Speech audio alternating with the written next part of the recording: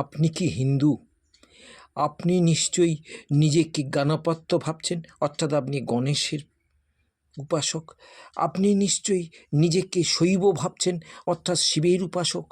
আপনি নিশ্চয়ই নিজেকে বৈষ্ণব ভাবছেন, অর্থাৎ আপনি বিষ্ণুর উপাসক। আপনি নিজেকে শাক্ত ভাবছেন, অর্থাৎ আপনি কালীর উপাসক। আপনি নিজেকে নিজের বৃত্তের মধ্যে রেখে দিয়েছেন। আপনি ভাবছেন যে আপনি খুব সঠিক পদ্ধতিতে নিজের ধর্মাচরণটা করবেন, কিন্তু পিছনে তাকিয়ে দেখুন, বাঘ আসছে, একটা দানা ভয়ঙ্কর বাঘের দল। আপনার গানপত্য, আপনার শাক্ত, আপনার বৈষ্ণব, আপনার শৈব সমস্ত ধর্মকে তছনছ করে দিতে আসছে। ভিডিওটা দেখুন, দেখলেই বুঝতে পারবেন।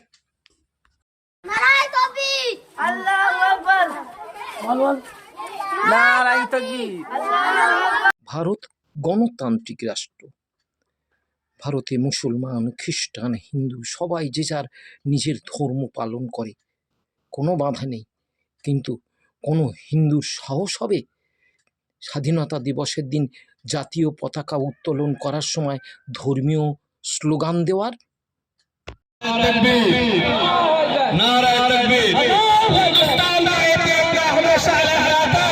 ওরা অপ্রতিরোধ্য, ওদের কেউ কিছুই করতে পারবে না।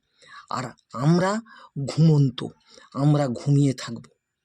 এক সময় আমাদের পিঠ পুড়ে যাবে, তখন বলবো যে ফিরে শো, কিন্তু ভাববো না আমাদের। আজ আমরা কীর্তন শুনছি, হরিনাম করছি, শিবের উপাসনা করছি, গণেশের উপাসনা করছি।